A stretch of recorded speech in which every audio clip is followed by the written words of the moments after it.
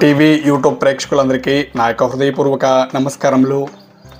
వ్యవసాయాన్ని అభివృద్ధి చేద్దాం, మన దేశం అంతా పచ్చని పంట పొలాలతో ఉండాలని, అలాగే మీరందరూ ఆరోగ్యం ఐశ్వర్యంతో ఆనందంగా మీ ముఖంలో ఎప్పుడు చిరునవ్వు ఉండాలని నా మనస్ఫూర్తి కోరుకుంటూ, ఫ్రెండ్స్ నా పేరు డాక్టర్ కావడి సతీష్ కుమార్. ఈ వీడియోలో మీకు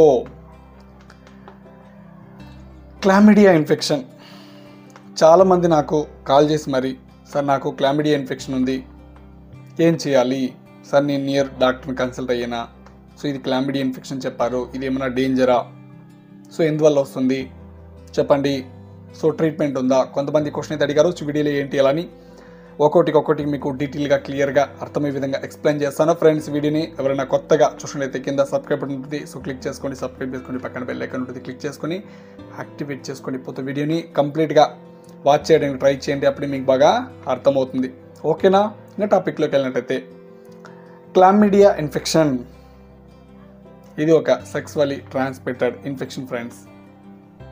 సో ప్రీవియస్ వీడియోస్లో మీరు ఇన్ఫెక్షన్ గురించి ఎప్పుడు చెప్పలేదు కదా అని మీకు అయితే డౌట్ అయితే రావచ్చు. బట్ ఈ ఇన్ఫెక్షన్, సో ఇది నేనైతే మన ఛానల్లో ఫస్ట్ వీడియో అయితే చేస్తున్నాను. సో ఇది ఒక సెక్సువల్లీ ట్రాన్స్మిటెడ్ ఇన్ఫెక్షన్ ఫ్రెండ్స్. ఈ ఇన్ఫెక్షన్ ఎవరికైతే ఉంటుందో వాళ్ళతో మీరు ఇంటర్కోర్స్ చేస్తే వాళ్ళ నుంచి మీకు ఏదైతే ఉందో ఈ ఇన్ఫెక్షన్ స్ప్రెడ్ అవ్వడానికి ఛాన్సెస్ అయితే ఉంది. ఇకపోతే కొంతమంది నాకు కాల్ చేసి అడిగారు, సార్ నాకు డాక్టర్ చెకప్ చేసి ఇన్ఫెక్షన్ ఉందని చెప్పారు సార్, నేనైతే రొమాన్స్ చేయలేదు, సెక్స్ చేయలేదు, ఏం చేయలేదు, బట్ ఎలా ఇన్ఫెక్ట్ అయింది నాకే డౌట్గా ఉందని క్వశ్చన్ అయితే అడిగారండి. ఒకటి ఇక్కడ కొన్ని సెక్సువల్లీ ట్రాన్స్మిటెడ్ ఇన్ఫెక్షన్స్ సెక్స్ చేస్తేనే వస్తుందని కాదండి, చేయకపోయినా వచ్చే ఛాన్సెస్ అయితే ఉన్నాయి. ఒకటి కిస్సింగ్ ద్వారా రావచ్చు, లేదా షేక్ హ్యాండ్ ఇచ్చుకోవడం ద్వారా రావచ్చు, లేదా పర్సనల్ ఐటమ్స్ని ఏదైనా షేర్ చేసుకోవడం ద్వారా రావచ్చు, లేదా డ్రెస్ కానీ, లేదా ఈ ఇన్ఫెక్షన్ ఉన్న వాళ్ళు యూరిన్ పోయే ప్లేస్లో మీరు వెళ్ళి అక్కడ యూరిన్ పాస్ చేస్తారంటే మీకు సో అక్కడ ఇన్ఫెక్ట్ అయ్యే ఛాన్సెస్ అయితే ఉంటుంది. ఇకపోతే సో దగ్గు తుమ్ము వచ్చినప్పుడు కింద సలైవా ఉంచుతుంటారు, డ్రాప్లెట్స్ పడుతుంటుంది కదా, సో ఆ డ్రాప్లెట్స్ ద్వారా కూడా మీకు తొక్కడం ద్వారా కానీ, సో అలా మీకు ఆ డ్రాప్లెట్స్ ద్వారా కూడా మీకు ఇన్ఫెక్ట్ అయ్యే ఛాన్సెస్ అయితే ఉంటుంది. ఇకపోతే సిమ్టమ్స్ ఎలా ఉంటుంది కొంతమంది అడిగారండి. సో నార్మల్గా గన్యేరియా ఇన్ఫెక్షన్కి ఎలాంటి సిమ్టమ్స్ అయితే ఉంటుందో మోస్ట్లీ అలాంటి సిమ్టమ్సే ఉంటుంది.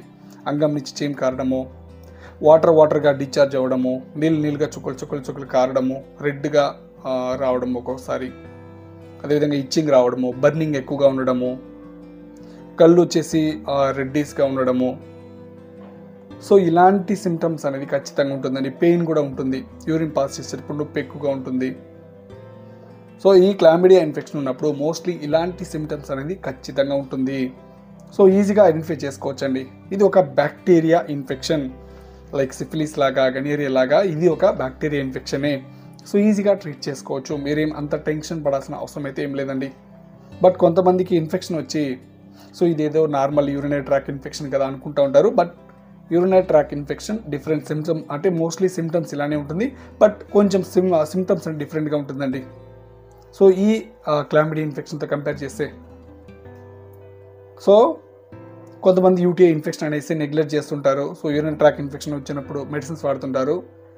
సో చూసుకోండి, సిమ్టమ్ బట్టి మనము ప్రాబ్లం ఏంటో ఐడెంటిఫై చేసుకోండి, లేదా నియర్ డాక్టర్ని విజిట్ చేయండి, లేదా మన వీడియోస్లో నెంబర్ ఉంటుంది నాకు కాల్ చేశారంటే కూడా సో ఏ ప్రాబ్లం ఏంటి, సో ఎందుకు వచ్చింది, సో ట్రీట్మెంట్ ఏంటి కూడా మీకు అడ్వైస్ చేయడానికి ట్రై చేస్తాను.